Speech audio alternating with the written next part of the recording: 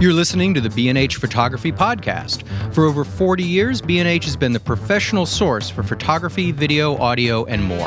For your favorite gear, news, and reviews, visit us at bnh.com or download the B&H app to your iPhone or Android device. Now here's your host, Alan Weitz. Greetings and welcome to the B&H Photography Podcast. My name is Alan Weitz. And I'm John Harris. And we're also joined by Jason Tables. For today's episode, we're going to present two wonderful conversations we recently recorded at the 2022 Optic Outdoor Wildlife and Travel Photo Video Conference. The theme of the two segments is macro photography, specifically macro photography in your own garden or backyard. And we're fortunate to welcome photographers Chris McGinnis and Heather Larkin to the program. We'll start with Chris and after a short break, speak with Heather. Chris McGinnis is an OM System Ambassador. He spoke at Optic 2022 on Backyard Macro, and we're going to learn how he makes such incredible images of the bugs and spiders he finds just outside his back door.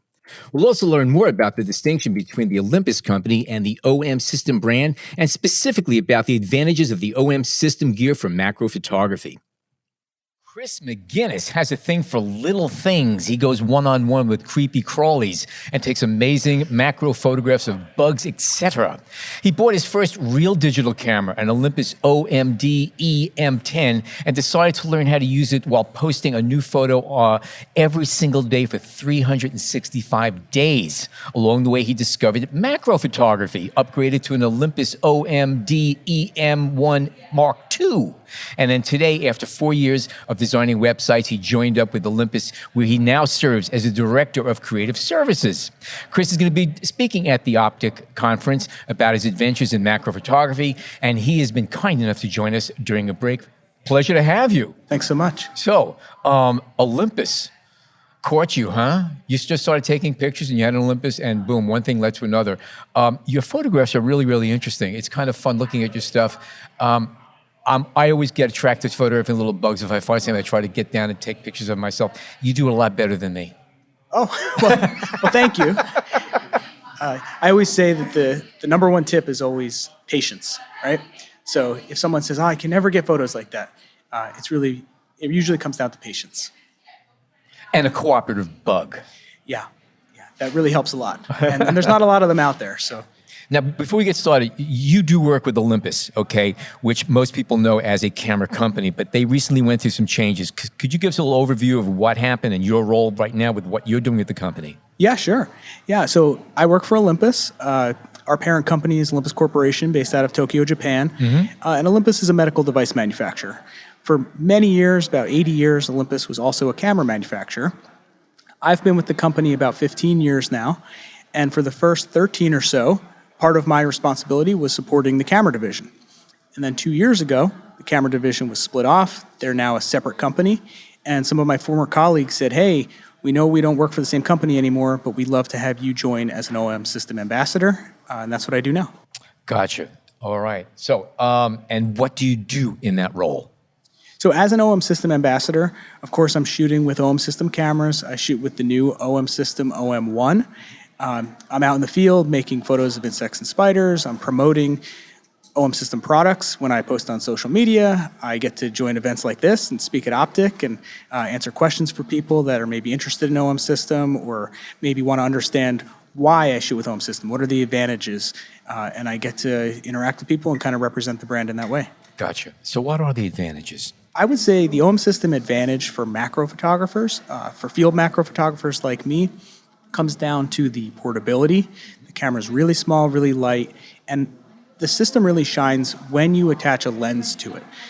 There's other small bodies out there. A lot of the manufacturers now have small bodies, but small body plus small lens keeps my system really light. It's got great image stabilization. I can hold it in one hand, and I need my other hand when I'm out in the field. I'm crawling around on the ground, or I'm moving branches away, or I'm looking for subjects. So I have my camera in one hand.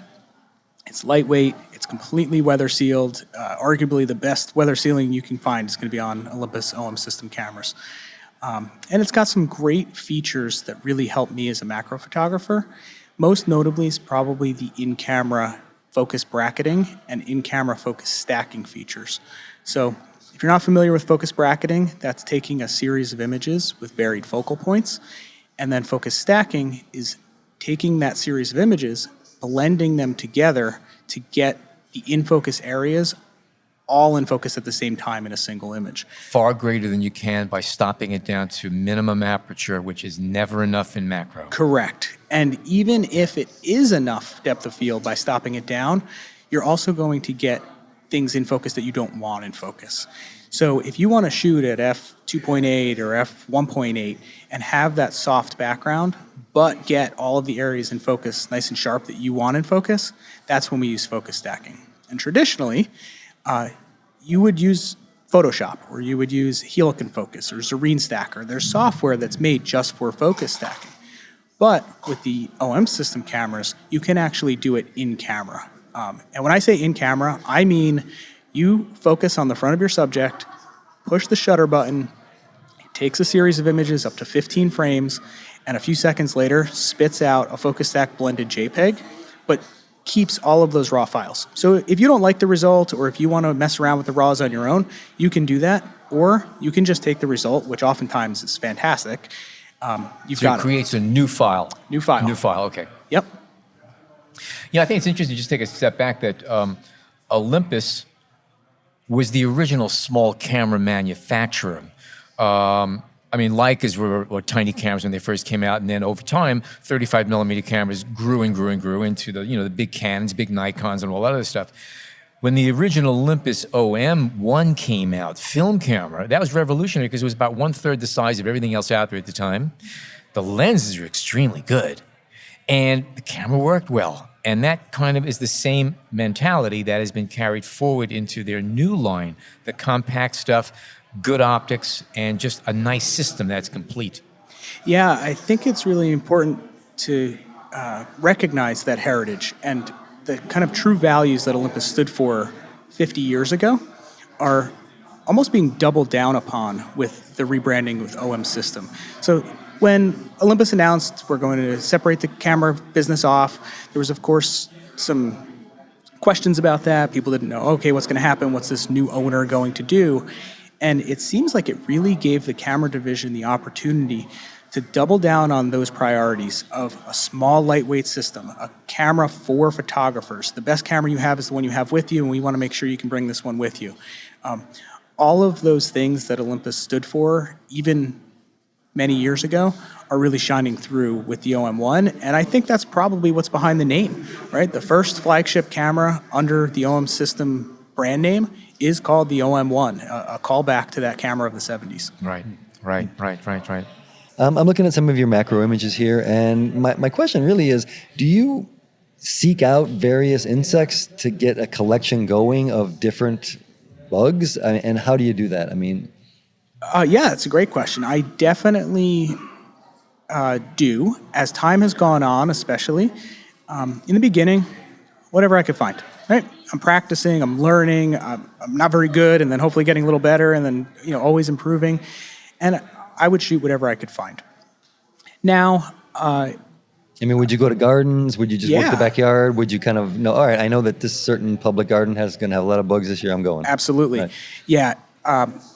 I try to seek out certain subjects, but I do that by looking for certain types of plant life, where you start to learn, okay, this type of environment or closer to the riverbank is going to have these types of insects. And so you start to learn what's where. And there is a bit of adventure, right? Like, okay, I photographed a lot of robber flies this season. I want to shoot more dragonflies or whatever you're looking for. And then you want to find things you haven't seen before. So you start seeking things out. You see someone on Instagram or someone somewhere posted something, and you're like, well, I want that. I want to photograph that too. And there's a huge sense of discovery with macro photography and field macro photography, because I'll call them new to me species, where it's a subject where I have no idea what it is, and that makes it cool to me because I've never seen it before. Oftentimes, incredibly common subject, right? I can't tell you how many times the wind has been taken out of my sails where I photograph a subject, I'm like, I just discovered a new insect. Like, I'm going to be in Science magazine because I just discovered something. And then I look it up and I clearly identify it on the internet or in a field guide, and it says, common beetle found in Pennsylvania. And I'm like, Okay. Or a beetle commonly found in Yes. peanut butter. Yeah. Which is even Well, yeah, sure. But regardless, it's something that is incredibly common, and I didn't discover anything. But the sense that I got was still exciting. Yeah, it's the giggle of the whole thing. And yeah, you look at something that's really tiny for the first time, you get it real big, you are discovering something new. It is, and that's why I say it's new to me, and that's just as good. Yeah. Well, also, I mean, I'm looking at an image here of what is just a lady beetle, but its placement on the leaf that it is, it's the composition, and obviously it's the use of your macro skills that make it an interesting photo. Well, that's a great point, and I think that finding interest in the ordinary is a theme that I try to bring through my work. Photographing subjects like bold jumping spiders, they're pretty common where I live. I've photographed dozens of them, hundreds of photos, but anytime I find one, I try to take that opportunity to just do it a little differently, or what can I do that's a little bit new? Now, I end up throwing away photos that a year ago or 5 years ago I would have been super proud of, but I don't care about them as much anymore because I'm trying to do something a little different, right? So every time I post something, even though if you follow me on social, you're like, oh, that's just like the last one he posted, there's probably a reason why I thought it was special. It made it to the feed. Which bugs do you find most fascinating to photograph? So, difficult question to answer because I find a lot of insects and spiders really interesting. But to list a few, I'll say robber flies. So robber flies are a long fly. They vary in size. They can be maybe half an inch long to over 2 inches long, but they are really kind of savage hunters. So they'll intercept their prey in midair. They stab them, they suck their insides out like a milkshake, and then they kind of leave the carcass behind. So robber flies are really cool, especially because you find them feeding a lot. So that adds a lot of interest to the scene. Sure, yeah. Also, dragonflies, they're fascinating. I mean, people that don't even like bugs are fascinated with dragonflies. Dragonflies are actually dinosaurs. They're one of the oldest living species on the planet. Yeah. They were much larger in the prehistoric times, but still fascinating, perfectly adapted over millions of years. And with spiders, jumping spiders. Jumping spiders are like the spider for people that are afraid of spiders. They still think jumping spiders are cute. They're almost cuddly looking. You should see my cat go after them. Oh, I bet. She loves them. Yeah. They're very tiny. There's something that when you blow up into a macro photo, you get to see things that you would never see with the naked eye. Very large eyes, a set of 4 eyes across the front, a lot of color in them. Yeah. And for a spider, a ton of personality. A lot of times when I'm photographing them, I'm just watching them, and they're seeing their reflection in my lens, and they're maybe posturing, and you're getting to capture these moments, which are really, really interesting to me. And I like on your website how you noticed that you write whether it's a single frame image or not, and that's pretty cool. And some of these single frame images are just gorgeous. I'm looking at a horsefly here; it's just beautiful. Yeah. I started doing that because I would get the question a lot, so I'm able to just put the information out there so people don't have to wonder. But I want to show people the difference, A, between a single frame and a stacked image, and B, just that you can get good macro photos or interesting macro photos with a single frame, because I think there's a little bit of a misconception where people think that they need to focus stack.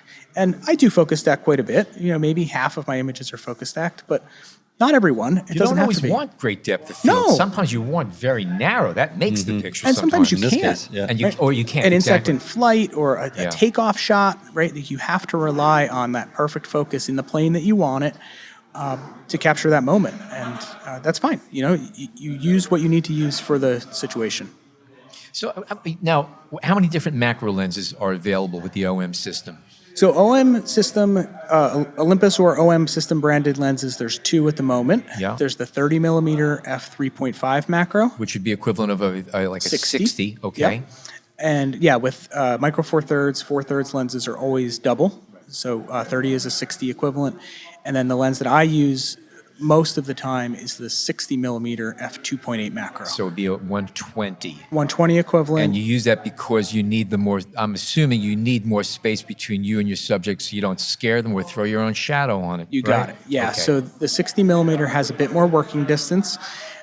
People are very surprised at how close I am to these subjects. So Typically a macro lens is going to allow you to focus from very close. So the 30, I'm not sure of the exact working distance, but it's very, very close. The 30 actually has a greater magnification yield than the 60. It's a 1.25x, which is a 2.5x in full frame terms. Okay, right. So really good magnification, but with live subjects, it can be difficult because to get to that magnification, you need to be, I'm going to guess, about 2 inches away or 1.5 inches away. With the 60 macro, you're getting 1x or 2x equivalent in full frame terms, but you're getting that from about 3.5 inches away. So it's close, but not so close where you're bumping into your subject or where you're not scaring them away as often. Or casting a shadow. Yeah. So I use the 60 most of the time. The 60 is also completely weather sealed, just like my camera body. I actually use the Olympus FL700 flash, which is also weather sealed. So I know that my flash lens body completely weather sealed. Is that a macro flash or is that a? It's just a traditional speed light. It is. Oh, okay. Yeah. So I have it here with me actually, and there is a completely weather sealed macro dedicated flash available from Olympus, and I do have it. I don't use it that often. It's the STF8. The STF8 offers amazing control, amazing versatility. It has 2 lights that mount around the end of your lens, and they're on kind of coiled cables. For live subjects in the field, I find that I just want something super easy, really predictable. I don't want to mess around with anything. I just dial the power up or down, and I diffuse that light through a macro diffuser. So I use the Cygnus Tech macro diffuser that's made by Cygnus Tech on Instagram, but a guy named Brendan out of Australia. He hand custom makes these for customers and ships them worldwide, and it's been great for me. Really simple design, folds flat in my bag, and that's what I use for pretty much all of my photos now. Do you handhold? Do you have any kind of camera supports? Because this is tricky stuff. I'm glad you asked because I always forget to bring that up. And it's one of the most surprising things to people is that I have never made a macro image with a tripod. I only handhold. And then coupled with that surprise for some people is the fact that I'm shooting at shutter speeds typically slower than 1/100th of a second. And you're getting sharp pictures. And I'm getting and that is what I like to because? think are pretty sharp. So there's 2 reasons for it. Okay. One is the use of a flash. So the flash is freezing that moment in time, right? So when the flash fires, it's acting as a curtain, and it is freezing whatever the flash hits in that instant.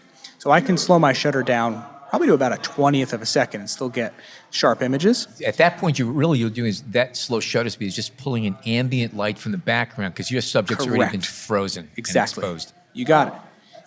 Yep. Yeah. So it's really just the flash that's freezing the moment. And then that's coupled with the image stabilization of the OM system camera. So I've got 5-axis image stabilization. The smaller sensor is actually able to move a greater distance inside the camera body to be more stabilized than some of the full frame counterparts. Amazing image stabilization in the OM system. I think it's even hard to describe until you've used it. And then, on the long end, it's even more incredible. So if you're using a 300 millimeter lens, which is a 600 equivalent, really great image stabilization.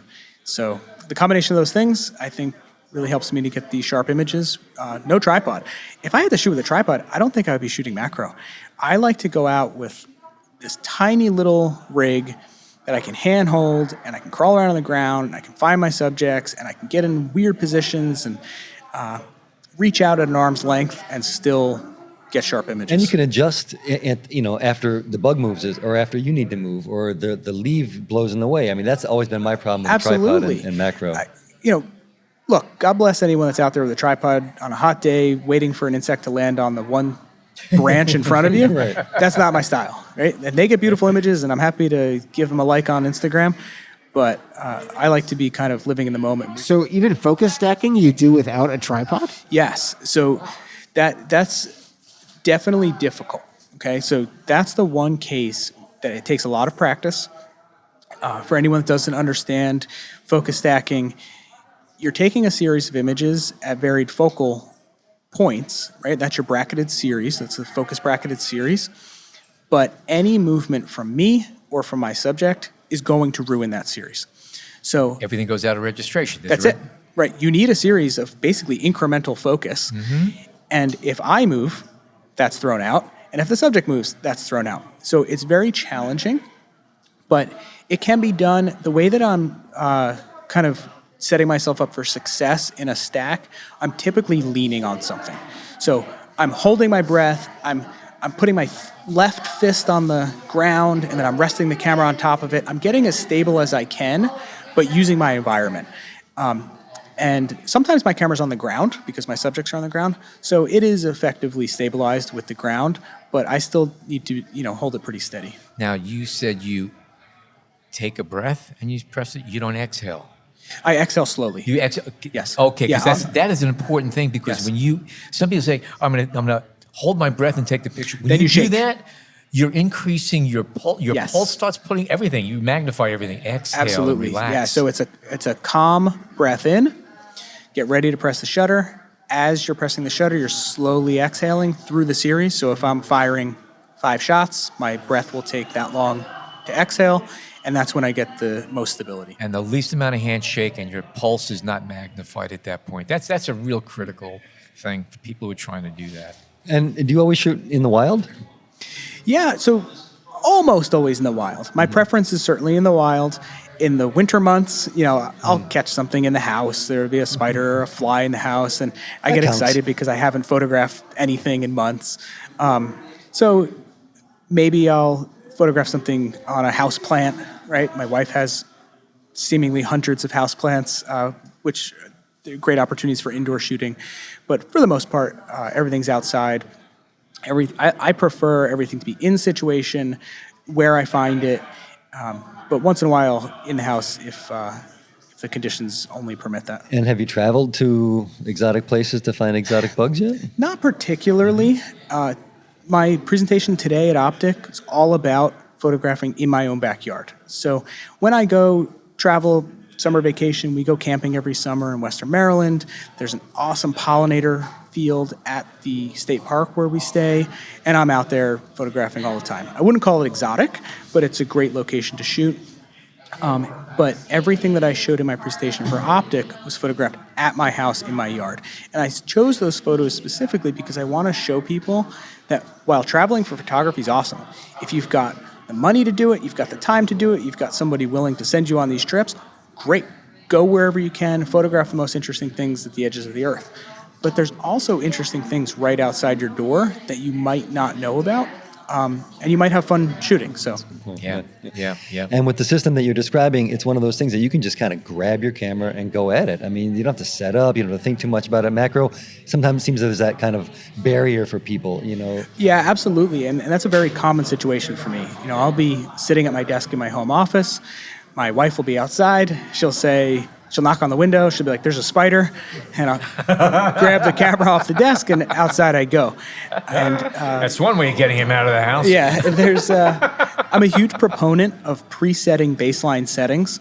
So the OM system Olympus cameras use C1, C2 on the mode dial. Other systems might just say 1, 2, 3, that kind of thing. But whatever the case, I have C1 on my mode dial set to my baseline field macro settings. And that's things like aperture at f8, shutter speed at 1/100th of a second, ISO 200, single point autofocus, and then I use back button focus for that. And that way, if I'm not using it, then basically my camera's acting as manual focus. And these are just my base. So I may not use those exact settings, but if I turn my camera on, get in close and photograph an insect, I'm usually pretty close. Now, I have to adjust for the ambient light. Maybe it's really dark out. Maybe there's sun coming in from the back. Maybe it's a larger subject or a smaller subject, or I want more in focus or less. Whatever the case, I can adjust.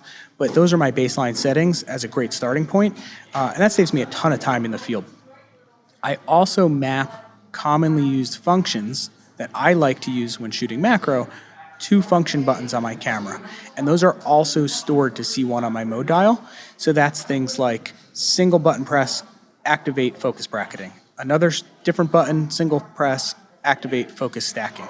And I have my settings or parameters for those settings mapped to those buttons as well. Also things like focus peaking or focus magnification. So I'm a big user of focus magnification.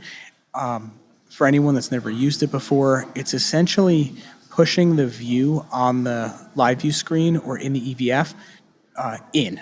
So it's not going to zoom your photo. The resulting photo is not magnified, but I can push that button and zoom in all the way to 14x. So from, I think, 2 or 3x up to 14x, and I know what's in focus, right? I'm not At guessing. that point, if the picture's not sharp, it's your fault. It's my fault, yeah. Yes. But I can see it. Yes, exactly. And then alternatively, you can use focus peaking, and I will use focus peaking sometimes, and that just lights up the pixels along the edges of whatever's in focus. And that kind of guarantees that what you think is in focus is actually in focus according to the camera. So, And both of those functions are in the EVF as well as the LCD? yeah, so on the OM1, the electronic viewfinder and the live view screen will give you the same exact feedback. And So you're usually manual focusing at that point? yeah, so I use autofocus with the back button for a couple of reasons. One, to find my subject, because when you're magnified to that degree, you get lost. Yeah. So I just tap that button, it kind of recenters me, helps me find the subject. Once I find the subject, if it's fast moving, I'm using autofocus. That's how I'm focusing. But if it's a slower moving subject or if it's stationary, I find the subject with autofocus. I then hit my 1-to-1 magnification trigger on the side of the lens, which is a shortcut switch. And at that point, I'm simply moving the camera gently, swaying in and out to acquire focus. And that's when I'm employing something like focus magnification or focus peaking. So yes, it's manual focus, but not in the traditional sense that people may think where I'm spinning the lens barrel. I'm never touching the lens barrel. I'm hitting a desired working distance, and I'm kind of floating in that distance to find. By moving back and forth, you're keeping your subject in that little sweet spot. I have one last question for you. What kind of bug spray do you use to keep ticks off of you? Serious question. It sounds like a funny question, but I'm real about that. Yeah, so deep woods off, Okay. on the socks and on the shoes, because, you're out in the woods. Ticks are, of course, a big concern, and they're just mosquitoes. They can really kind of ruin your day when you're out there, depending where you are. I photograph a lot by the water's edge, and there's mosquitoes. It's just kind of a nuisance, so... bug spray is important. Yeah, it is, absolutely. Chris McGinnis, if people want to catch up with your work and follow you, where can they go to? Yeah, so my website, chrismcginnis.com. I've got lots of tips and links to articles I've written, all kinds of resources there. Of course, my photos, you can contact me through my website, and you can also find me on Instagram. My handle is Innis2Winnis. And then on Facebook at Chris McGinnis Macro. So, but again, all of them are accessible from my website, chrismcginnis.com. Okay, so again, thanks for joining us. Chris McGinnis, OM System Ambassador. Take care. Okay, we're going to take a short break, and we'll be back with more tips on macro photography with Heather Larkin. Stay tuned. We hope you're enjoying this edition of the B&H Photography Podcast. The best way to support the show is by subscribing on Apple Podcasts, Google Podcasts, Spotify, or wherever you get your podcasts. For links to gear and more information on today's guests, check out the show notes in your podcast app or visit our homepage on the B&H Explorer website and join the B&H Photography Podcast Facebook group. And now, back to the show. Welcome back to the show. Heather Larkin is a Georgia-based photographer who has a kind of dual photo career, but we'll learn about that in a minute. Macro photography is her passion, and that passion is clear when you see her photos of gardens, flowers, and dewdrops. Heather is also a Sigma ambassador, and we're going to learn about Sigma lenses, which ones she uses, which ones she favors, and a few practical tips for photographing tiny creatures. Okay, we are back at B&H Optic Conference 2022, and we're now with Heather Larkin, who is a Sigma ambassador. She uses Sigma lenses, and you have a very interesting combination of work, macro and fairies. Fairies. So there you go. I mean, that's A to Z. But you predominantly talk about macro work today. In a nutshell, what kind of stuff did you talk about? So my presentation was about how to choose a macro lens. Okay. So there are several different macro focal lengths, And so I was talking about the difference between 50 versus 70 versus 105 versus 150 on the focal lengths. Okay. And what is the differences? Oh, the differences are basically the working distance from your subject. So if you have a 50 millimeter macro lens, you have to be pretty much right on top of your subject in order to get 1-to-1 ratio. Whereas if you're shooting with a 150, you can back up a little bit. And that makes a big difference based on what you're shooting. So if you're chasing around bugs and things in your backyard, then the 50 millimeter will scare them away because you have to be 2 inches from them. Whereas the 150 or the 105 will allow you to back up and not scare them to pieces. And also, with a shorter focal length, you're more likely to cast your own shadow. That is definitely true. And if you have a bug on a leaf, you get too close, all of a sudden you're pushing the leaf back. So no matter how close you get, the bug keeps the scene moving away from you at the same time. And that's if it isn't actively running away because Exactly. all it sees is one big eyeball looking at it. And also lighting, too. That's another thing, too. If you have a longer lens, you can actually use lights with it as well, macro lights. Do you use macro lights? Occasionally I'll use an on-body flash, but the difficulty with that is that because you're so close to the front of the lens, a lot of on-body flashes will just fire over the top of it. It overshoots the runway, Yep. yeah. So I have a diffuser that actually attaches to the front of the lens and points it downwards. Ah. So and it that works- gives you a nice soft light at that It point. does, Right? and it's very lovely. But again, it looks like a big old eyeball, and so it can get a little freaky to bugs and spiders and things like that. And we were speaking with a macro photographer earlier who doesn't at all use support or tripod. How do you kind of roll with that? I don't either. You don't either? Because I am 6'2", and a lot of tripods are too short for me. And so I don't really like it. Also, by the time you see a jumping spider and you're like, okay, cool, I want to get this. And, oh, hang on, I'm going to set up a tripod. And by the time you've managed to get yourself together and get everything set up and You've get everything in stepped on the focus, spider, setting it up. it's over. Like the spider has seen you and run away in terror. And Oh, it's her again. I'm happy. oh my God. And now the lenses you were mentioning earlier, those are all Sigma focal length Yes, macros? those are all Sigma focal length macros. Now, the 50 and the 150 are actually discontinued lenses. So right now what's available to purchase in the new technology is the 70 millimeter macro and the 105 millimeter macro. And just for general purposes, I tell everybody to start off with the 105 because it's a lot more forgiving. Yeah. Now, forgiving in what sense? How do you mean that? It's easier to use because you don't have to be right on top of your subject. That's what I figured. But also because you're backing up a little bit, you have a little bit more depth of field to play with in there. Right. It Okay. seems to be just a little bit easier to use for beginners. Now, I'm curious, you mentioned that they discontinued the 150, which I've used on occasion, and that is an amazingly good lens. Was amazingly good. Are they going to be replacing that? I hope so. So in September, Sigma filed a patent for the 180 DGDN, which is a digital lens. However, I have no idea if it will ever be made. We aren't privy to that information. We don't get a Sigma roadmap. And so I'm hoping, but I have no idea. Because I've used from Nikon 200 millimeter macro, and I found working with really long lenses like that macro was just a whole really interesting experience. And it adds a very different dimension to macro work because most people don't think about going that long, but makes a difference. I think I was just talking to Brett, the Sigma tech rep that was here, and he and I are both macro nerds, and we were like, oh my gosh, yes, if they came out with a 200 or even like a 250, oh, that would be amazing. So we were super excited about that.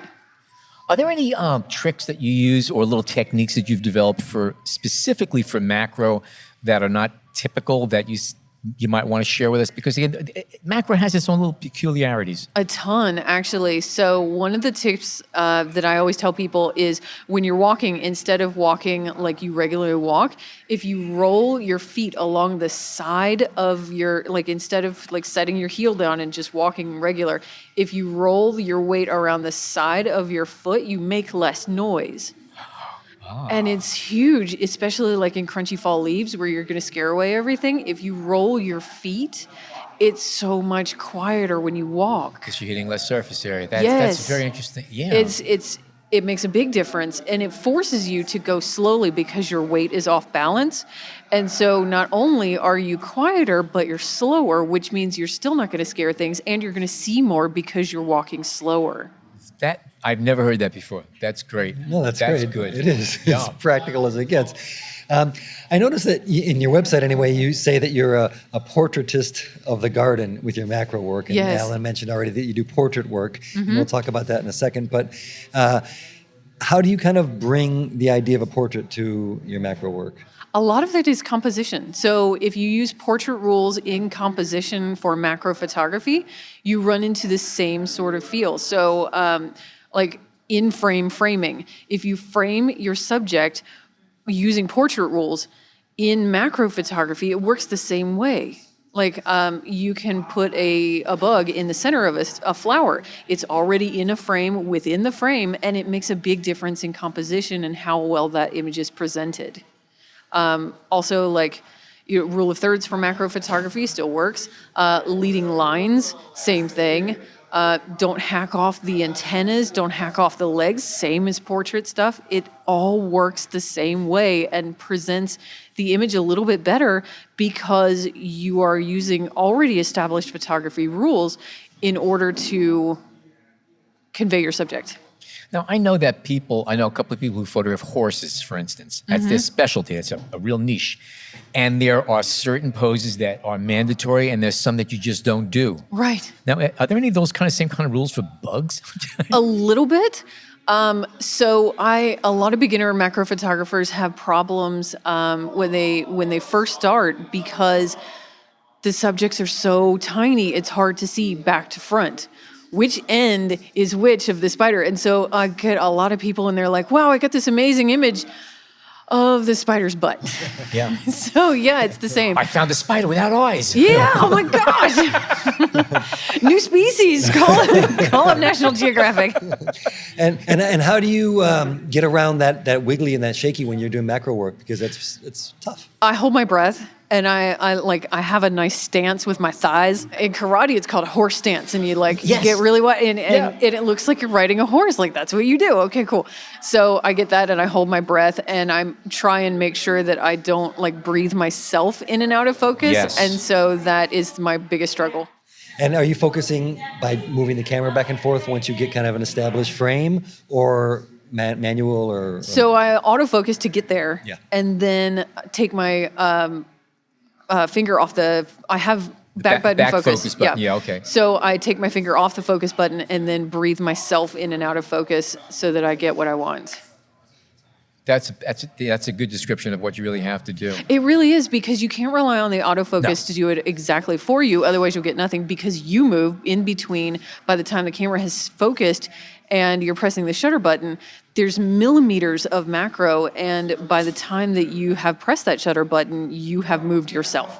And another thing that happens is that if you should lose your focus, even if you have focus limit on your focusing mechanism, the lens starts going back and forth looking for what it is again, and you've just blown it at that point. It does. And if you're running, if you've got jumping spiders, they're not going to sit around and wait for you. No, They're done. No, not at all. And maybe we can jump over to the other side of your career, because we have a website here called Fairyography, which is your portrait work. And is it simple or too simple to say that that's the money side and the macro is the love side? Or It is. Yeah. So I photograph children and I dress them up as fairies, and I have a lot of toddlers and small girls. And when I am overwhelmed with, chasing around a kid, the macro is like my breathe side, and I can go and just relax and go hunt for spiders and curse at the lizards, and I can't curse at the toddlers. At least not when the mom's around. No.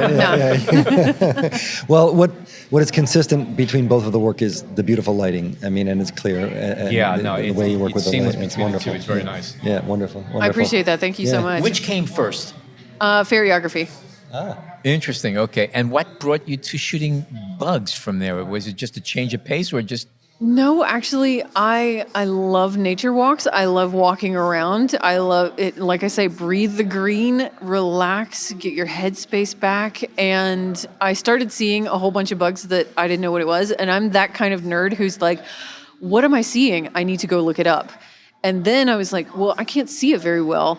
I need to photograph it. Okay, I need to go look it up how to photograph it. Well, I bought myself a macro lens. It was my first lens I ever bought for my camera, and it happened to be a macro lens, and I was using it for portraits. And so as I was out, breathing the green, I could also photograph the bugs and do a lot of research and figure out what I was looking at. And so it's I'm a giant science nerd. And so I've gone from hello, I do fairies, but also I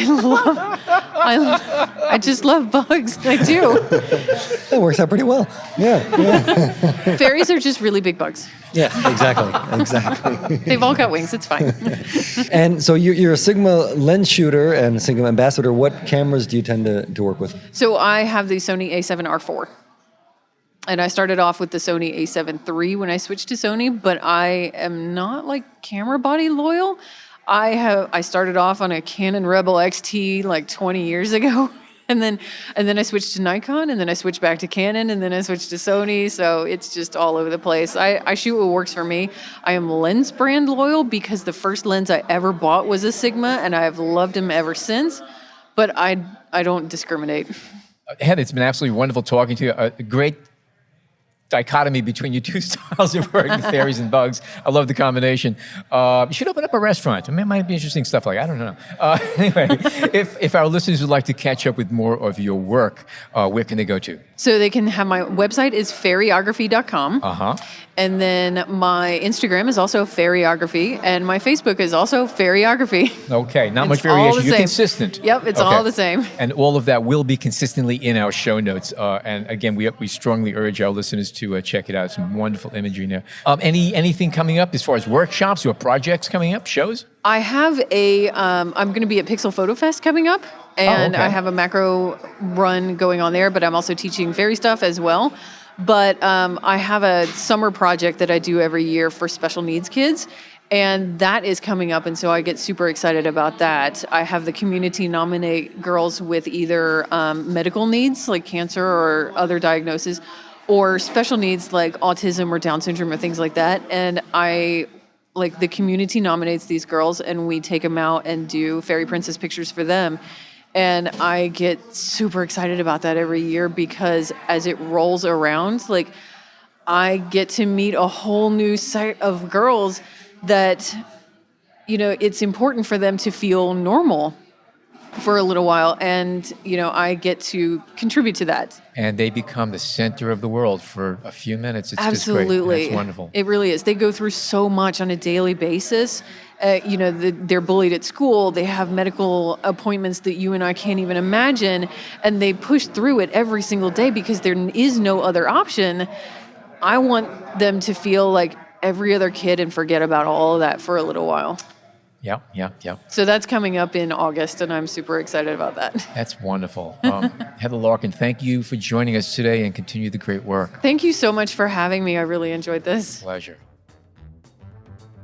Okay, that's a wrap of another episode, and we'd like to thank Heather Larkin and Chris McGinnis for joining us, as well as all of our colleagues at B&H who put together another great optic conference.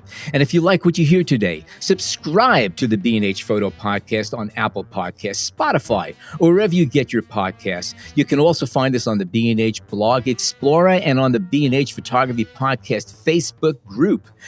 I am Alan Weitz, and on behalf of Jason Tables and John Harris, thank you so much for joining us today.